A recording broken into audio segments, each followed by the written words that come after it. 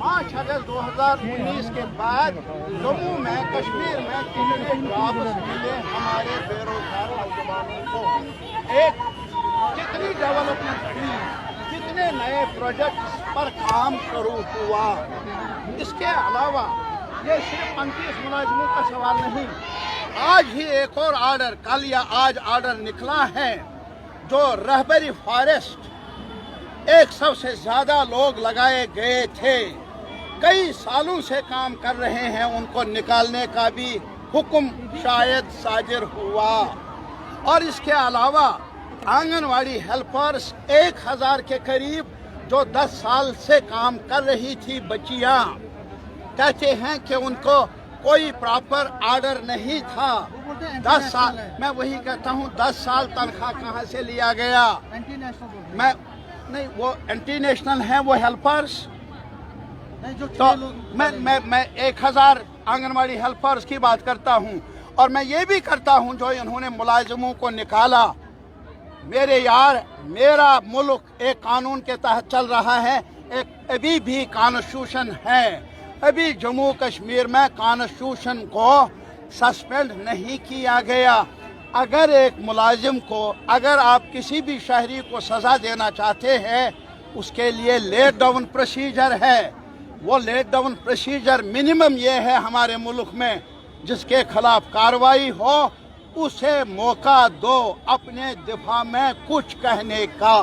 Give him the right of hearing which has not been given, that is why it is illegal, it is unconstitutional. Sir, आपको लगता है BJP पूरी तरह से fail हुई है? क्योंकि एक तरफ आप रिलायंस की बात करें, व्यापारी हिट हो रहा है, दूसरी तरफ आप सरकारी कर्मचारियों की बात करें, बीजेपी टोटल फेल हो गई है। नहीं, एक दो चीजों में नहीं, एक झूठ बोलने में अभी कोई इसका मुकाबला नहीं कर सकता। दिन को रात, रात को दिन, और आवाम को तारे गिनने के लिए आमादा करना, वो एक महानत है इनको, उसका कोई मुकाबला नहीं। दूसरी बात चैनल्स कंट्रोल में है, मीडिया को खामोश कर दिया गया है, दबाव में लाया गया है, मनमानी करके। नतीजा यही है कि आवाम के सामने नहीं आ रहे हैं। और ये जो दलील है मेरे भाई, नाकामी की बात वहाँ करो जहाँ उन्होंने कुछ किया हो। ये कहा था उन्होंने कि पूरे भारत को हम नए दौर में लाएंगे। आज भी हमारा ये मुतालबा है कि फैक्ट्स पेश कर लो, किसकी परचेजिंग कुव्वत खत्म हो गई, कम हो गई, और कुव्वत खरीद में इतनी कमी क्यों पैदा हुई एक तरफ। दूसरी तरफ जो बिग मोनोपोलिस्ट है, वो अडानी के हों या अंबानी के हों, वो आसमान के साथ बातें कर रहे हैं। ये ऐसा क्यों? वहाँ नाकाम नहीं हुए वो। स्टेटहुड की क्या बात है? मैं वही कहता हूँ, देखिए, अरे यार, अभी महाराजा हरी सिंह की बात हो रही, ये जो स्टेट जम्मू कश्मीर लद्दाख को मिलाने वाले कौन थे? ये डोगरा रूलर्स थे। तारीख पढ़ लो सर, सामने होके सर। जम्मू कश्मीर लद्दाख को एक रियासत बनाने वाले कौन थे? डोगरा रूलर्स। ये डोगरा राज में ही ये स्टेट बनी है। अब एक और बात बताऊंगा, लद्दाख नहीं था जम्मू कश्मीर का हिस्सा। वहाँ एक जनरल, बड़े सिपह सालार जोरावर सिंह शहीद हो गए, जिनका फोटो यहाँ यूनिवर्सिटी में भी है। एलजी साहब, गवर्नमेंट ऑफ इंडिया साहब, एक शहरी होने के नाते मैं कह रहा हूँ, जोरावर सिंह ने अपनी जान दे दी थी लद्दाख को जम्मू कश्मीर का हिस्सा बनाने के लिए। आप जोरावर सिंह को किस दर्जे में रखना चाहते हैं? अब क्या वो अब भी शहीद है? जम्मू कश्मीर लद्दाख की यूनिटी का सिंबल है? ये मेरा सवाल है। मैं आज भी ये कहना चाहता हूँ, जम्मू कश्मीर लद्दाख 200 साल की हिस्ट्री है। और ये भी कहा गया ये ताज है हिंदुस्तान का। ताज को जमीन पर पांवों के नीचे रखा गया। किसने किया? जम्मू के शहरियों को सोचना चाहिए, कश्मीर को सोचना चाहिए।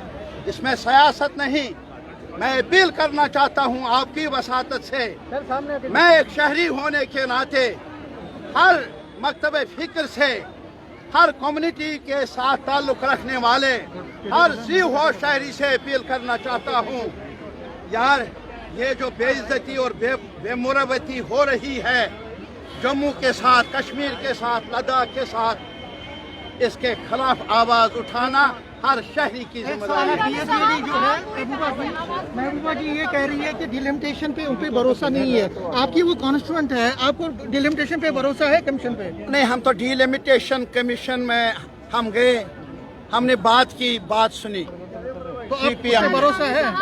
नहीं, ये क्यों PhD पे भरोसा, PhD को भरोसा है? मैं PhD की तरफ से नहीं हूँ। एक मिनट, मैं तो सिर्फ एक तारीगामी की हैसियत से आपके साथ बात कर रहा हूँ।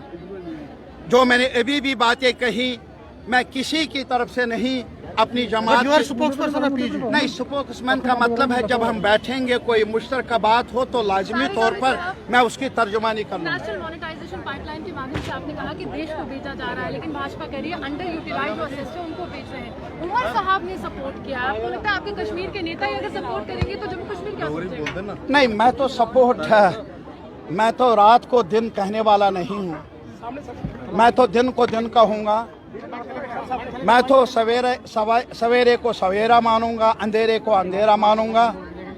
पब्लिक सेक्टर यूनिट्स को बेचना कौमी मुफाद में नहीं है, इसीलिए मैंने कहा प्राइम मिनिस्टर साहब को जो आत्मनिर्भर का नारा लगाया उन्होंने वो बदलना चाहिए, बल्कि रिलायंस इंडिया का नाम देना चाहिए। और आज भी देख लीजिए, ये एसेट्स या तो रिलायंस के गोदाम में जाते हैं या इनका रूट अडानी के घर की तरफ है। ये भारत नहीं है, ये कॉरपोरेट कैपिटल है जो हमारी रगों से भी, हर शहरी के रगों से खून निचोड़ना जानते हैं। और ये गुर्बत, ये लाचारी, ये बेगसी, ये बेबसी हमारी तकदीर में है।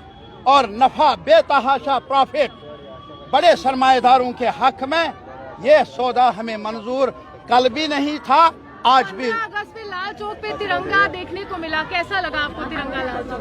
तिरंगा तो पहले शायद आपको गलतफहमी है, तिरंगा लहराते लहराते यहाँ जब जनरल कृष्णा राव साहब थे उस वक्त यहाँ धमाके हुए, तारीगामी उनके साथ खड़ा। तारीगामी साहब नमस्कार। और जिस तरह तारीगामी साहब आज CPM के बड़े नेता और वरिष्ठ नेता तारीगामी साहब अपने आशा वर्कर के साथ प्रेस क्लब के बाहर प्रोटेस्ट कर रहे हैं अपनी मांगों को, जिस तरह से कहा जाए जोर से कर लो ना, जोर से कर लो। आशा वर्कर में इन्हीं के बारे में बात ना प्रधानमंत्री जी इनकी बात सुनते हैं, ना लेफ्टिनेंट गवर्नर। आपने सही कहा, पहली बार यार आपको देखकर खुशी भी हुई और आपकी मधुर मधुर बातें सुनकर भी और ज्यादा तसल्ली हुई।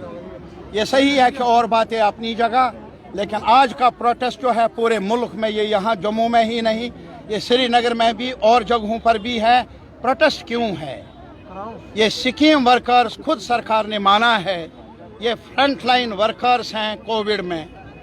आशा भी, आंगनवाड़ी वर्कर्स, हेल्पर्स भी, मिड डे मील में काम करने वाले लोग भी, गरीब लोगों को काम पर लगाया जाता है, उनसे काम लिया जाता है, वो खुशी से अपना फर्ज निभाते हैं।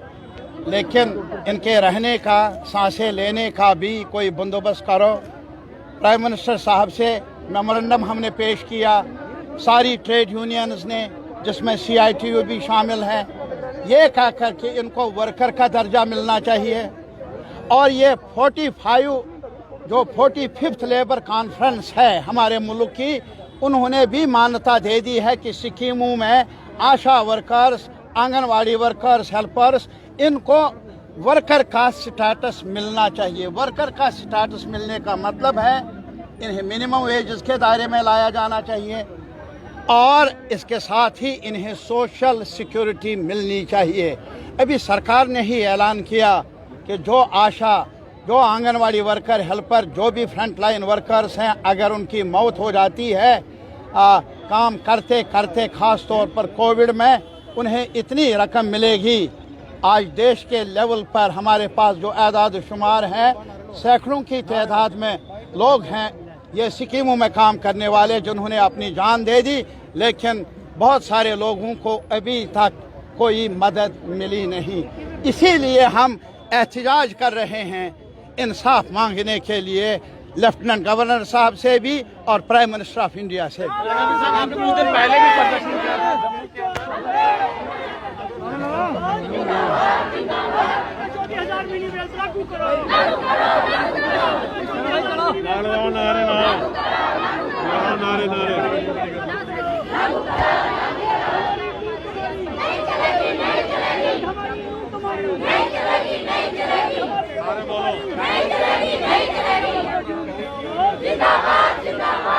वो इनके द्वारा जिंदाबाद जिंदाबाद जिंदाबाद जिंदाबाद 24,000 मिलीमीटर लागू करो 24,000 मिलीमीटर लागू करो अत्याचार करना बंद करो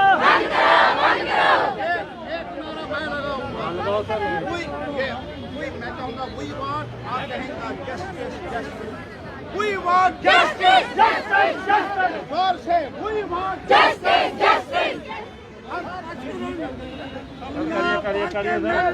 आवाज दो, आवाज दो। हिंदू मुस्लिम से एकता जिंदाबाद, जिंदाबाद, जिंदाबाद। मुस्लिम से एकता जिंदाबाद, जिंदाबाद, जिंदाबाद।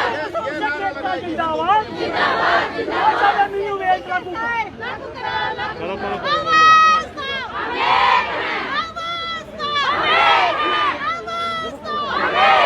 आशा में 24,000 मिलीमीटर लागू करो, लागू करो, लागू करो। आशा में 24,000 मिलीमीटर लागू करो, लागू करो, लागू करो। हमारी लूट तुम्हारी नहीं चलेगी, नहीं चलेगी। हमारी लूट तुम्हारी नहीं चलेगी, नहीं चलेगी। हमारी लूट तुम्हारी 24,000 मिलीमीटर लागू करो, लागू करो, लागू करो। 24,000 मिलीमीटर लागू करो। वहाँ पे देखो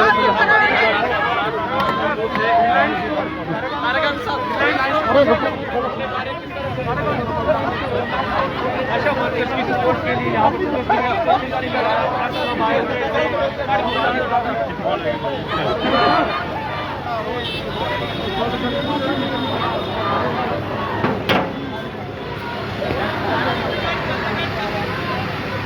ज़्यादा जानकारी के लिए आप देखते रहिए JK न्यूज़।